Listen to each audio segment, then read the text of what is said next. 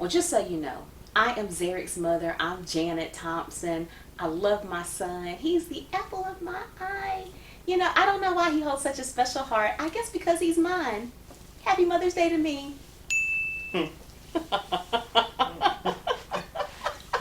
I only got one son. I gotta represent. everything don't hurry up. Okay. Hello, Mari.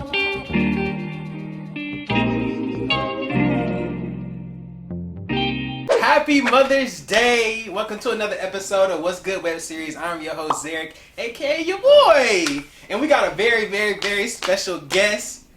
Like, this is probably the most special guest that we've had on the show, the entire history of the show. So, ladies and gentlemen, without further ado, y'all give it up for Mama. Should I call you Mom? Yes, I'm your mother. I don't know if I need to keep it professional. Like, I didn't know if you want to be called Mrs. Thompson. I don't know. I'm your mother. Okay, y'all get, it's my mama. It's my mama. Hey, Mama. Hey, son. How you doing? I'm doing good. How about yourself? I'm good. So, the topic of today is motherhood. It's happy. I don't know. It's Mother's Day. I'm happy. Thank you. You know what? I'm honored to be your mother. I can say that. I'm honored too, Mama. You feel me? That's my number one woman right there. That's my heart in human form. So, Mom, how you feeling, Mama? Anything you want to do for Mother's Day? Anything you got planned? Well, I'll tell you this. One of the greatest gifts that you can give a person is time. So, if we are able to spend some time together, as a family, that is the most valuable gift. So, yeah, y'all can just come and hang out with me, and I would like that a lot. Okay, I'm surprised you ain't say go to church. So, y'all seen it first. Oh, no, he will be in church because we're going to give God his just due on his day, right? Because I am still his mama. I have nothing to say about that one, but without further ado, I want to go ahead and get straight into the show. Okay. So, question number one, Mama, what is motherhood and what does that look like to you? I think that motherhood is more than just giving birth to a child, because there are a lot of women who are mothers who may not be biological mothers. I think that motherhood is when you rear a child, when you raise a child, when you provide guidance, and you love that child unconditionally. So that's what motherhood looks like to me. As somebody who lost her mother at the age of 17 to terminal cancer, you only get one mama. They come one per customer. But the one thing that I will say is that through the course of time, I've had other women walk in that role as a mother to help me along the way, from my aunts to my friends being very generous and sharing their mothers with me, and certainly me wanting to be a good mother to the best of my ability for you and your sister. You're doing good, Mama. You're doing a good job. Thank you. I can't complain. Oh. I don't know, y'all. I'm excited. This is my mama, y'all. This her right there.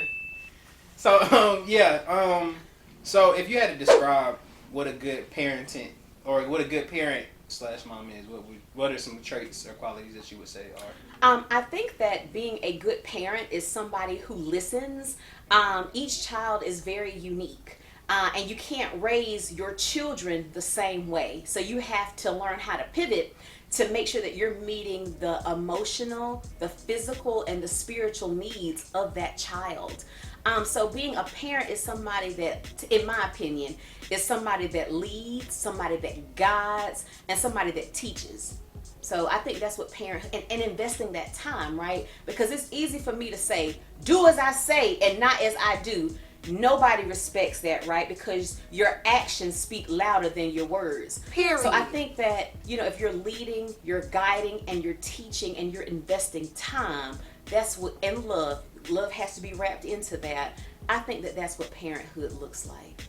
Okay, so this isn't a question on my card, but so for those mothers or parents out there who are single parents who most of their time is spent at work trying to provide for the child, like how are ways that they can still be a good parent? Because does that same thing apply? Like, absolutely it applies, because I said somebody that leads, guides, and teaches and invests time. Whether you are single or married, there's a lot that you can teach your child. You can teach your child, how to do things, how not to do things, whether you're married or single. And being a single parent, I would hope that the child recognizes that my mama is having to hold me down by herself. So I'm going to be as compliant as I can be to hold her down as she's putting a roof over my head, food on my table, making it happen by herself, because it's not easy being a single parent, having to get off work and, not really having a support system. And let me take that back, because there are some single parents that have an amazing support system. There is an old African proverb that says it takes a village to raise a child. So whereas you may not be married, you may not have a husband, or you may be a single parent because your spouse died, or you had a divorce. No matter what your circumstance is, as long as you're leading, guiding, and investing time and nurturing and all of that's wrapped in love, it applies whether you're a single parent or not. I think if I had to describe what a good parent is, and y'all, I'm biased because that's the only mom that I have nothing to compare it to besides dad, but he ain't the topic of discussion right now.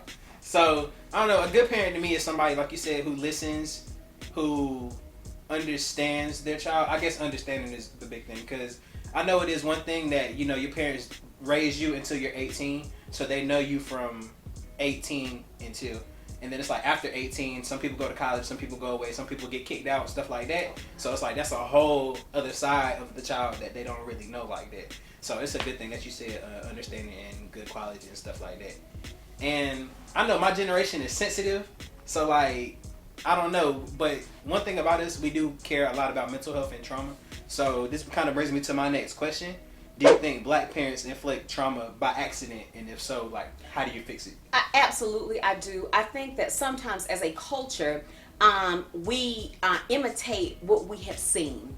And so certainly speaking from my generation of parenting, meaning my parents, were definitely the type that was more do as I say, not as I do. And if there was not a lot of conversation, if you didn't do what was asked of you, you got a beat down on sight, no questions asked. And your parents enabled others to beat you down on sight, right? Whether that's good or bad. Nevertheless, I think that there is a place for discipline, but I also think that sometimes some people take discipline too far and it can be excessive, and then therein lies that trauma. And I think that's some of the things that we see from a physical perspective. I would also say from an emotional perspective, if people are broken and coming from broken places, then they project that brokenness on their children. So if you grow up in an environment that is very dysfunctional and there's no stability, you have no basis of what stability looks like. So you just give your kid to the best of your ability, you give them what you know. And so I think that sometimes as the black community, we don't seek mental health.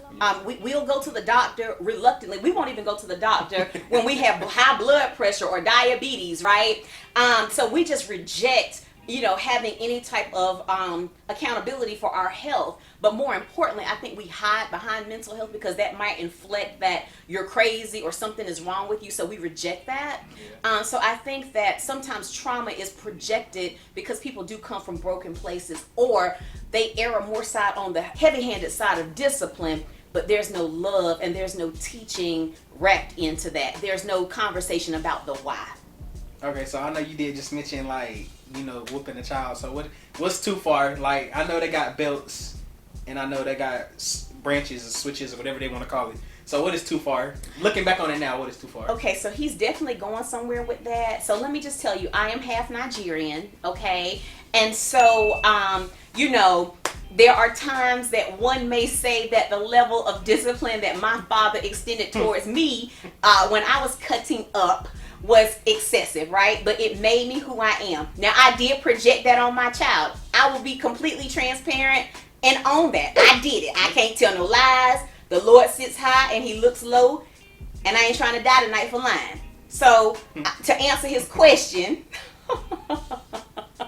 I think that you go too far when you discipline your child in anger, because then anger and rage takes over, and you don't know when to pull that back. Ooh, that's a good one. So with that, I know a child should always respect his parents and do what the parents say. So that brings us to the next question of like, how do you grow your relationship with your child? Like, what are the ways of doing that? Sure. I want to say first, by me starting, I would say you probably can grow it by just, like you said, being there and supporting and understanding your child. I'm not a parent, so I can't speak on that type of stuff. So go ahead. Well, because I'm going to try, right? And certainly I don't speak for all parents. This is the Janet perspective, the best perspective. No, I'm joking. It's my perspective. So just make sure that you take it as that. But to answer your question, son, I think that, as children grow and they develop, and as they mature, so do your parents. And so I think that, certainly as me being a young parent, having young children, I was 21 when I gave birth to a set of twins. But again, times were different, right? Back then, I was married, and we were trying to figure out life. I was immature, and so I made some mistakes along the way, and I'm woman enough to own that. But the one thing that I'll say is that we grew up together. And so as I matured and my worldview broadened, then so did my parenting towards you. One of the things that I think was really important was, yes, I wanted you to have at least what I had, if not more, growing up. But I also wanted to make sure that you had as complete of a worldview as possible, whether that was socially with your environment, making sure that I was involved with who your friends were and I understood who your set of friends were and their parents, because as a parent you can't let your child go everywhere. There are predators all around the corner. You don't know who that uncle is in that house when you send your child to go spend the night. So a loving parent, a concerned parent takes the time to understand who your child is friends with, who's in that environment. I'll be honest, my kids couldn't go spend the night with everybody because I didn't trust who was in that house, right? So, and I didn't want kids really coming to spend the night with me. Again, liability to the parents, right? I know how to parent them, and that's just that. Those were kind of my rules at that time. So you kind of invest in knowing who the parents are, who the families are, that your kids, so making sure that social element is important, but then also making sure that I help shape your worldview, also from a spiritual perspective, right? Because I wanted you to know that people change, places change, but God is the only thing that never changes. He's the only constant in our lives. So, growing up, I didn't grow up in a religious home, but it was something that, God touched my heart at 12 to learn more about it. And so that was one of the things that I wanted to make sure that if I ever became a parent, that my children knew who the Lord was and what that looked like so that they could have their own relationship with the Lord. And then also, socioeconomically, I wanted to make sure that we provided for you all in such a way that you understood that if you work hard and you applied yourself and you leveraged your education, that there was a world outside of where we lived. When my children were 8, we went on vacation to the islands. My children, into their early 20s, they've been to Puerto Rico, amazing. Right? And it was absolutely amazing, for sure. But I just wanted them to know that there was a world outside of the small town that we lived in North Carolina, so that they could understand that there's more to this world than just our zip code. So. Okay. Before we move forward, I do want to ask, because I know some people that I know that I go to school with, they don't have good relationships with their parents, so I guess if it's reversed, how does the child get a better relationship with the parent, even though if the parent isn't really... I understand. Yeah. The only way I can answer that, son, is you have to know who you're dealing with, and you got to meet that person where they are. You can't upgrade a Chevy to an Audi, right? So, if you know that for whatever reason, whatever their circumstances are, if your parents are in a certain place, you can't expect more. Keep your expectations low. Meet your parents where they are. Honor them, because the Bible tells us, it calls us to honor our parents. It doesn't say they have to be good parents. Sometimes you have bad parents, right? Because we have a lot of children in the foster care system. So you just have to meet the person. You have to meet your parents where they are, and just take what you get, and just pray that God will give you a better relationship. That's a good answer. I do want to, since it is Mother's Day, and I do want to thank you, Mom. You've been a great mom to me, even when I was in my childish ways. Even though I'm still growing. You are still growing, son. Yeah, but you've been a good mom. You've always been there. You've always pushed me, to be the best that I could be, even when I didn't see it. So for that, I thank you. Yeah, people say I get my personality from you. So, Absolutely. yeah. You're my number one superstar. I appreciate it. So yeah, that was just kind of, we just had like a kind of a deep talk, a deep discussion. So now I want to put it on a more, better, higher Let's level. go higher. So like on a brighter note, name like 5 things that black moms say. I ain't one of your little friends. I knew that was gonna be number 1. You not gonna disrespect me. You better get up and go to church. You went out all night, you coming to church. What's another thing that we say? I don't think black moms say it, but I know black grandmas do is close my door. Don't leave the door open. And choose inside, outside. You can't have both or something like that. And who you talking to? Yeah, that's another one. And in that tone, by the way. So this brings another question. I know, like you say, black moms say, I'm not one of your little friends. So do you think it's possible to be friends with your kids? Absolutely. And the reason Really? I say, yes, son. That's a shocker. Why is that a shocker? This is the thing, right? You're my child, right? Because Right. I gave birth to you. Right. But you're also a young man. You're an adult. I have adult children. I will always give you guidance. That's part of parenting. But we can be friends because you're maturing. I'm maturing. I can tell you what I went through at your age. I can give you my worldview. Friendships start because people have commonalities, right? We may not listen to the same music. We may have different tastes in similar things, but you're still my child. There's a commonality there, and that's how we can be friends. It's because we mature together. So we're not friends, quote unquote, but we're not friends on equal levels because you're higher up than I am. Let me say this. We can be friends, But we're not if, friends. But if I need to pull rank because I'm your mama, I will. Exactly. So we friends, but we not friends. We friends. Okay, mama. What's the definition of friend? Google it and come back to me. Okay. So yeah, pushing the convo along once again. Is there any advice that you want to give new mothers? Yes. Some of the advice that I would give to a new mother is, as you're loving and caring for your baby, make sure that you invest some time in yourself. Don't lose your identity in what you do, because of, make sure that you try to maintain that so that you can be whole, mentally, physically, spiritually, and emotionally. That way you can be the best mother that you can be for your family. Right. So if you could go back in time knowing what you know now, what would you tell your younger self? So I guess you said you had me and Kalia at 21. I did. Telling 20-year-old mama, well, your name, I ain't gonna put your government out there, but like what? I done told him that in my introduction, son. Oh. Well, if you could tell a 20-year-old mama something, what would it be?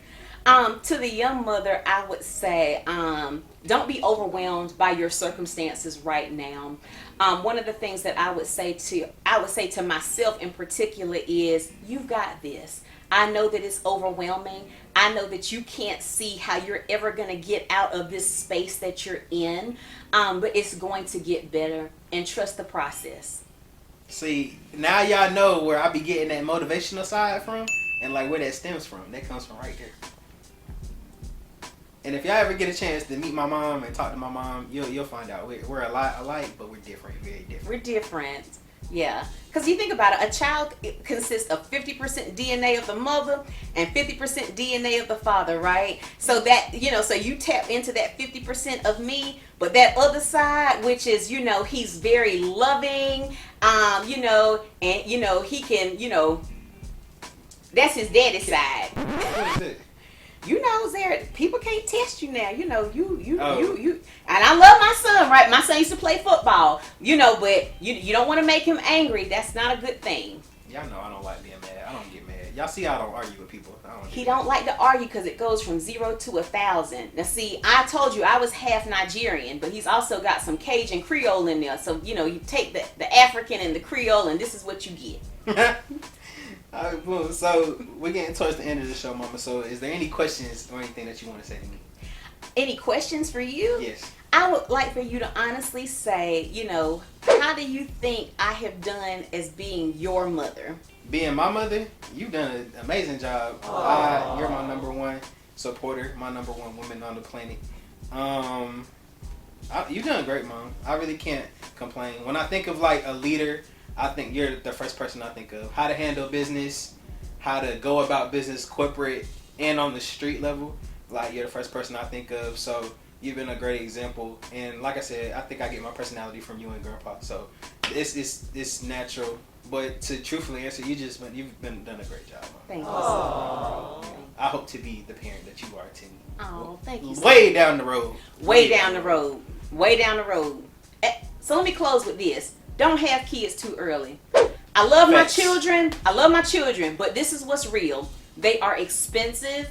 Once you become a parent, you don't get to redeem that time, right? So everything is about that child, from your time, your finances, everything. Your world, your life is no longer your own. So just wait to have children when it's in the proper time.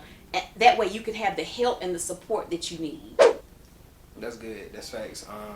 So yeah, lastly, since it is the Mother's Day edition, I want to say Happy Mother's Day to all the beautiful mothers out there. If your mother's here, great. If your mother's gone, we're still wishing her a Happy Mother's Day. We send love your way. Absolutely. And just because she's gone doesn't mean she's gone forever. You will see her eventually one day again. So yeah, just Happy Mother's Day. I love y'all. Thank you, Mama, for coming on the show. If y'all seen, I was kind of messing up my words because I was excited. They had my mama on the show, so. And I'm excited to be on your show. Listen, Happy Mother's Day to all the mothers. Happy Mother's Day to the grandmothers, the aunties, everybody stepping in to be a mother. Happy Mother's Day to you. God bless you. Right. We love y'all. Y'all stay up and stay blessed, and we're going to catch y'all next time. All right.